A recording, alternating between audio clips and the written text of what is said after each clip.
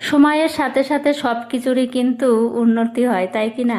তো আগে দেখো, যেই 5 টাকাওয়ালা তেজপাতা প্যাকেট ছিল তার মধ্যে কিন্তু বেশিরভাগই নষ্ট থাকতো আর নোংরা থাকতো। তো এই তেজপাতার প্যাকেটটা এত সুন্দর করে প্যাকিং করা, তেজপাতাগুলো আর খুব সুন্দর, দেখো পরিষ্কার পরিচ্ছন্ন। তো এখন আমি এইগুলোই ব্যবহার করি। আর আজ দুপুরে করেছিলাম আলু দিয়ে রুই মাছের ঝোল। তবে গরমের মধ্যে দুপুরে কিন্তু বেশি কিছু রান্নার ইচ্ছা না থাকলেও একটা দুটো মাঝে মধ্যে কিন্তু 3-4 রকমেরও হয়ে যায়। তো যাই হোক, তো অনেক দিন পর কিন্তু আজকে করলাম মাছের মুড়ো দিয়ে সমস্ত সবজি দিয়ে একটা শুকনো তরকারি। তবে খেতে বেশ ভালোই লাগে, যদিও আমার মানে বাড়িতে খুব একটা এই রান্নাটা করা হয় না, এই সবজিটা, কেননা বাবু একদমই পছন্দ করে না। তো যাই হোক, এই সবজি দিয়ে মাছের মুড়ো দিয়ে এইভাবে তরকারি কে কে খেতে ভালোবাসো অবশ্যই কমেন্টে জানিও। আর সাথে করেছিলাম করলা ভাজা।